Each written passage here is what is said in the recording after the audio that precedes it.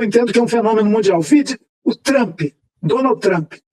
Tem chance dessa figura disparatada, que afirma qualquer sandice e ganha aplauso, voltar a ser presidente da República dos Estados Unidos, derrotar a Kamala Harris.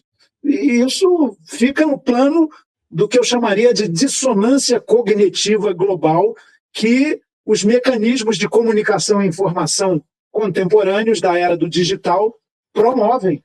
Então, o que conta não é propriamente a ideia, mas o like. O que conta não é propriamente o argumento, mas a lacração. O que efetivamente comove é a rede de Zap, e há uma indústria mundial de produção de fake news muito competente, com vídeos bem feitos. Eles pegam um aspecto da realidade, magnificam e fazem uma edição cheia de mentiras, as tais narrativas. Então, um novo patamar da cultura no mundo, e isso é particularmente forte no Brasil, que cresce e que prospera e que prolifera num ambiente que é comum a toda a sociedade, que é o conservadorismo. A ideia de mudança, de transformação, ela aparece na história dos povos em alguns raros momentos de profunda insatisfação, de insurreição, e, claro, às vezes é uma revolução mesmo, até armada, de grandes mudanças, como foi em épocas diferentes, a Revolução Francesa, a Revolução Russa, na nossa América, a Revolução Cubana, a Revolução Sandinista, que depois vão ganhando contornos, caminhos, a história vai modificando tudo isso. Mas são momentos de grande aspiração de mudança. E veja, no Brasil a gente teve a superação da ditadura, depois de muita resistência. Pois não? Informação só de momento, agora confirmado. Sebastião Melo eleito em Porto Alegre, Ricardo Nunes também eleito em São Paulo, com quase 60% das urnas apuradas. Guilherme Boulos não tem mais condições de virar para cima de Ricardo Nunes. Ricardo Nunes reeleito, Sebastião Melo reeleito. Por favor, complete. Pois é.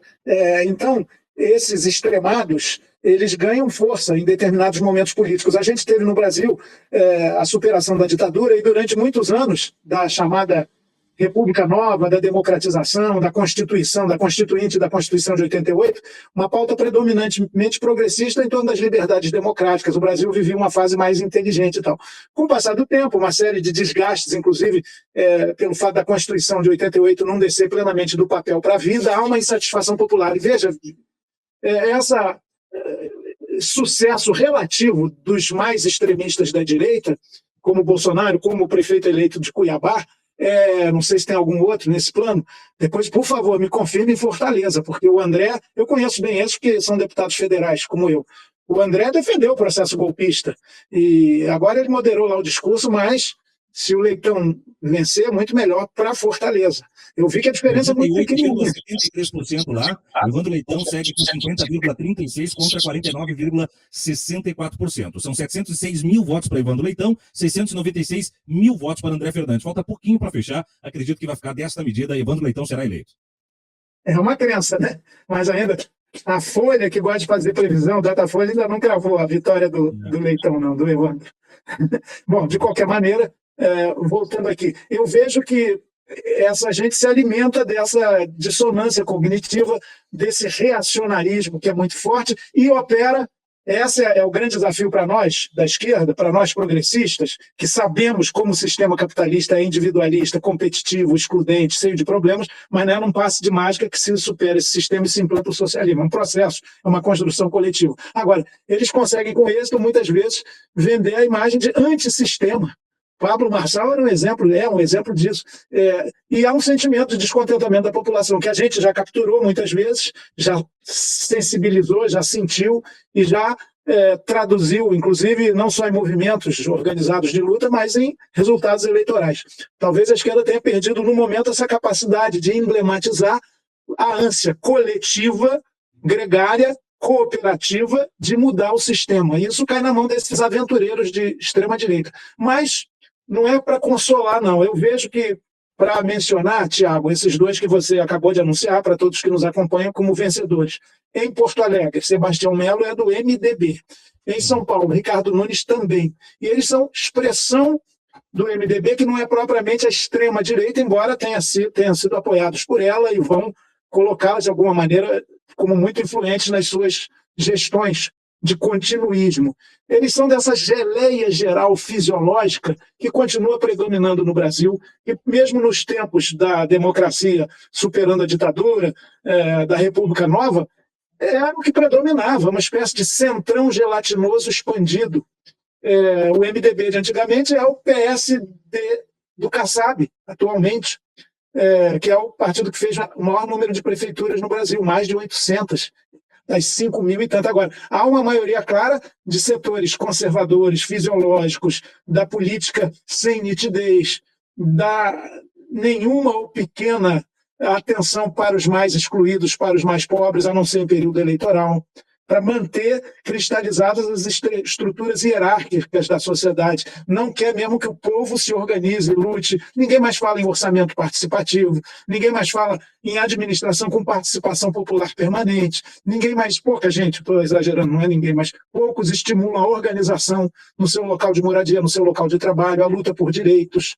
Pelo contrário, inclusive anatemizam, condenam quem faz isso. O Boulos foi muito rejeitado em São Paulo porque organizava invasão de prédios de resistência, quando a ocupação de imóveis vazios, estocados, de terrenos abandonados, é fundamental para se chamar a atenção para uma nova política social. Aliás, toda mudança para melhor na história brasileira, inclusive na legislação e nas políticas públicas, deriva da luta do próprio povo, sem terra, sem teto, sem direitos.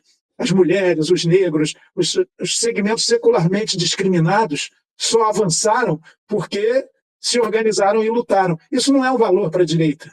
Eles, pelo contrário, combatem isso, querem o pai patrão, o governante lá do alto da sua cadeira que atende ao seu interesse o que os mais pobres podem estar pedindo em situações emergenciais, mas não uma política de revolução social cidadã. Isso a gente precisa e as redes também contribuem com esse individualismo que se traduz até muitas vezes no voto, né? As pessoas perderam, em boa má parte, o sentido de solidariedade. Agora, e daí? E daí que tem que continuar lutando. Eleição municipal, ela não é um duto direto para a eleição nacional daqui a 2 anos. Temos chão pela frente, temos o alerta que as urnas nos dão, temos uma direita, digamos, moderada, não extremada, vencendo em alguns lugares, mas ao fim e ao cabo eles fecham mesmo com a direita mais extremada. A extrema-direita tem liderado o campo conservador no Brasil e vai continuar liderando, e a maioria lá no Congresso Nacional, eu constato isso toda semana, e lá vem eles com anistia para os golpistas, que é uma aberração, e outras coisas mais. Eles querem recolocar Bolsonaro no jogo. Então não me conforta dizer que a extrema-direita, a direita está dividida e tal, porque na hora H eles se unem, né? E como nós devemos nos unir em torno de propostas, projetos, princípios dos quais não podemos abrir mão e saber comunicar isso, porque tem falhas aí da nossa parte. Muito bom. Muito bem. Eu preciso me despedir. Eu ia me despedir do senhor, professor Viário. Fique à vontade com as suas considerações finais. Muito obrigado pela cobertura aqui no DCM. Muito obrigado, meu caro Thiago. Sempre uma satisfação trabalhar junto contigo. Deputado Chico Alencar, muito obrigado mais uma vez por falar com o amigo e seguimos lutando, evidentemente. Um forte abraço. Eu estou saindo, né? Um forte abraço para vocês. Tchau, tchau. Valeu, esse professor Viário, eu sigo com o deputado Chico Alencar, sigo também com o Fernando Miller, que já vem para trazer os recados. A gente atualizando, Evandro Leitão, agora então eleito em Fortaleza. Foi muito apertado, mas é uma vitória a ser comemorada.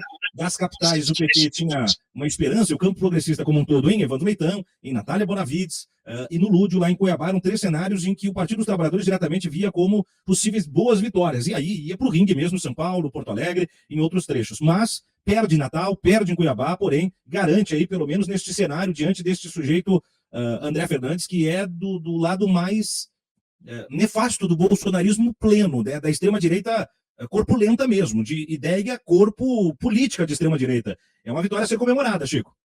Sem dúvida, sem dúvida. E ali é bom notar que Ciro Gomes, um homem inteligente, sensível, na seu plano inclinado de autodestruição política, ele apoiou o André no segundo turno e botou uma parte do PDT nessa jogada. Acho que o ainda prefeito, encerrando o mandato, Sarto, do PDT, também. Creio que apoiou o André. Eu espero estar até enganado, mas eu li coisas a respeito, fiquei abismado. O presidente de honra do PDT, o Carlos Lupe, ministro da Previdência, fez um pronunciamento dizendo que era um absurdo essa postura, gerou uma crise tremenda. Mas você vê como a gente vive tempos de sinais trocados e cartas embaralhadas. não dá, numa circunstância que você tem uma opção do campo progressista contra uma de direita personificada por uma figura de extrema-direita, titubear em termos de apoio. Então, é muito grave isso. O PDT, de fato, o Zé Leitão está aqui dizendo que a Renata Lopretti disse que o PDT saiu destruído da eleição.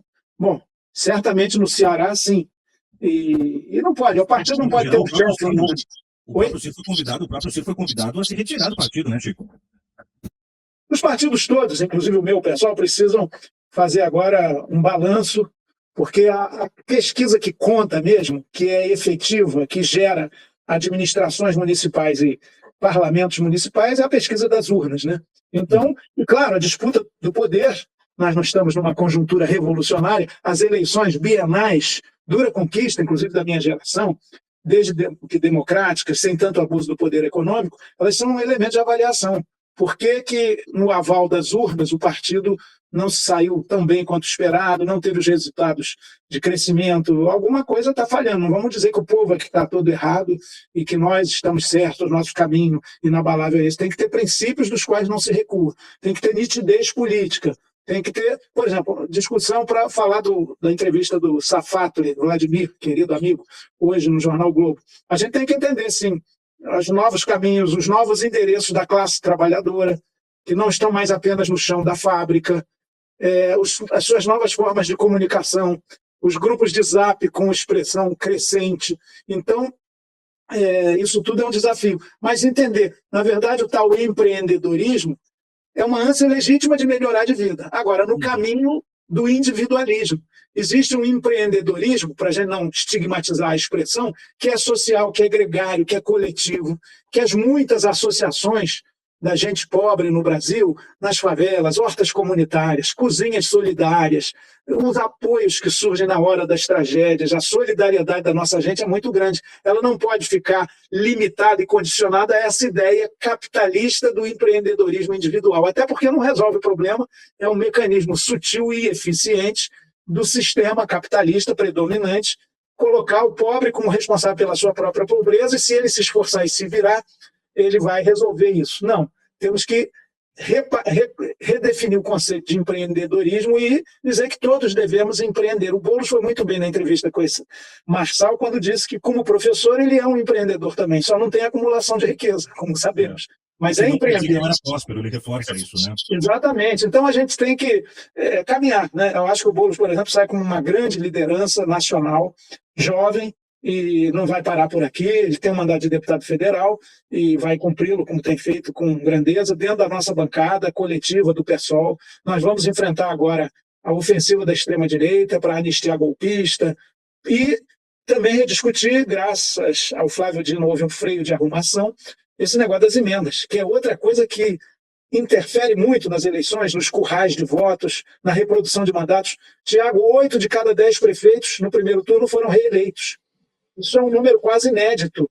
E agora também, alguns foram reeleitos. Isso tem a ver com as emendas PIX e com emendas parlamentares que cada vez abocanham parte maior do orçamento da União. Nós, deputados federais, isso me espanta muito, viramos unidades orçamentárias do orçamento federal.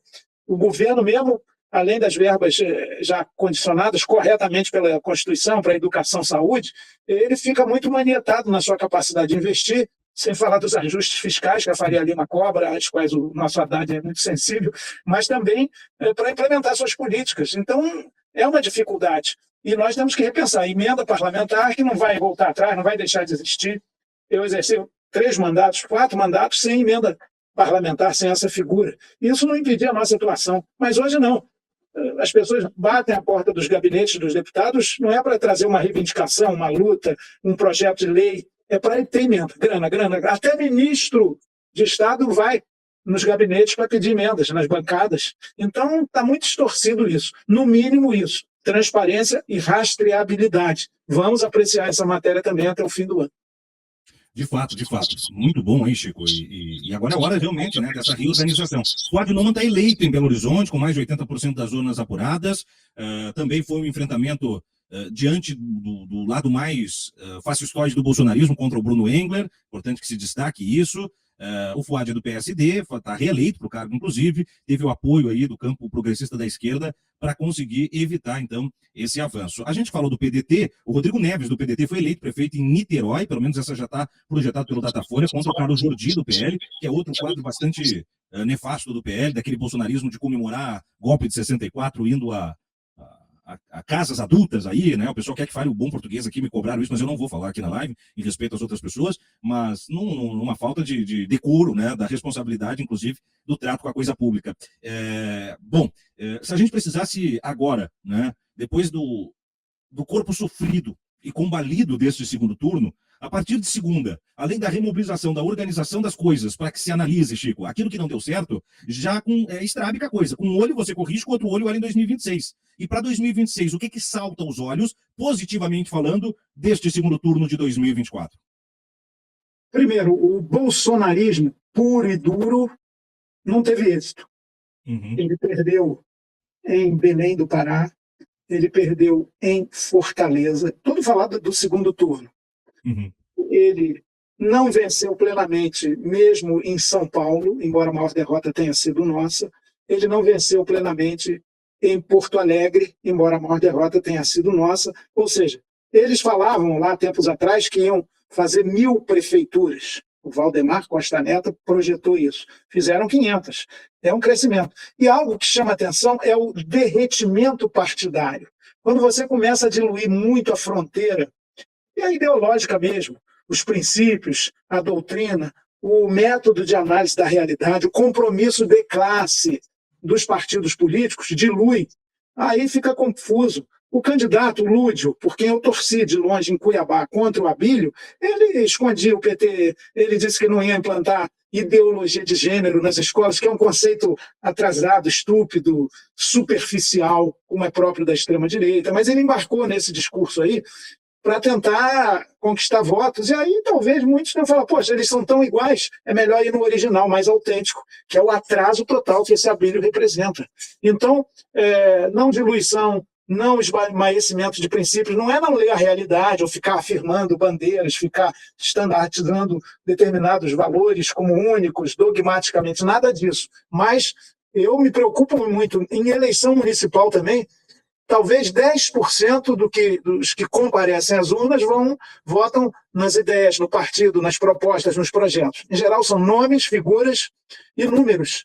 Os partidos são números, não são nem a sua sigla, que em geral negam. O progressista é atrasado, o liberal é conservador, o avante é para trás, e por aí vai. Tem até partido que se diz defensor dos direitos dos trabalhadores, que acaba sendo patronal, em boa parte. Então, a gente precisa olhar esse derretimento partidário, apostar de novo na afirmação de partidos que atuem coletivamente, em torno de ideias e causas, de organização, de luta, superar essa anemia de ideias que existe e cobrar administrações, mesmo as nossas, sempre mais porosas e abertas às demandas sentidas da nossa gente, mais sofrida. O Brasil continua sendo um país muito desigual, muito injusto, pelo menos tem um presidente da República sensível a isso, que não nega a ciência, que tenta implementar políticas de saúde pública, fortalecer o SUS com contradições, com avanços e recuos, com acenos à ideia de privatização absoluta, de Estado mínimo. A gente não quer um Estado gigante, paquidérmico, cabide de emprego de jeito nenhum. Quer um Estado eficiente, moderno, transparente, mas presente. Já que amanhã é o dia do servidor público, o servidor público é um trabalhador da coletividade, extremamente importante, não pode ser desmerecido, a gente não pode terceirizar tudo, a gente não pode diminuir o Estado naquilo que ele tem como único defensor dos mais pobres, porque os ricos têm seus planos de saúde, seus hospitais, seus super direitos, são cidadãos até acima de qualquer suspeita muitas vezes, e o Estado no Brasil ele tem que servir aos mais pobres com políticas públicas. É preciso reintroduzir a racionalidade na política, o bom debate de ideias, e não ficar nesses tempos aí de lives e lacrações e afirmações peremptórias e superficiais. Mais uma coisa, Tiago, cadê a turma que tanto condenou as urnas eletrônicas? Ah, pois é. Que foi um elemento importante no processo golpista, que, aliás, vai ter a sua investigação concluída agora em novembro. É a promessa. Não vamos fazer nada antes das eleições, vamos avançar agora. E tem que concluir, que foi um processo golpista. Agora nós vamos ter uma discussão, já na terça-feira, na Comissão de Constituição e Justiça da Câmara, que eles têm lá um projeto horroroso da pseudo-anistia para os golpistas, que, ao fim e ao cabo, pretende beneficiar até o Bolsonaro. Então, não dá para aceitar isso, mas eles têm maioria na Comissão de Constituição e Justiça para aprovar. Nós vamos mostrar como há cultura golpista e autoritária no Brasil, historicamente, que voltou agora. Um dos elementos é isso, urna eletrônica, fraude. Então, agora está todo mundo quietinho. Inclusive, o Abílio, que foi eleito em Cuiabá, e o André, que perdeu lá em Fortaleza, eles foram dos arautos aí da urna eletrônica como elemento de fraude, atacaram muito a justiça eleitoral, que, com todas as suas falhas e insuficiências, foi uma baita conquista na democracia brasileira lá nos anos 30 do século passado. Eles são negacionistas até da história. Mas, repito, tem alguma base eleitoral, não majoritária, e tem poder de mobilização. Então, isso é um dado novo da realidade. A extrema-direita existe, é ativa e cativa, inclusive, gente que não devia aceitar as suas ideias pela sua própria condição social. Os tais pobres de direita. Mas não adianta xingá-los ou ficar indignado, é preciso ter propostas políticas e de políticas públicas e de atuação coerente, inclusive, nos parlamentos, para que se faça avançar a ideia de democracia substantiva, ética pública e participação popular.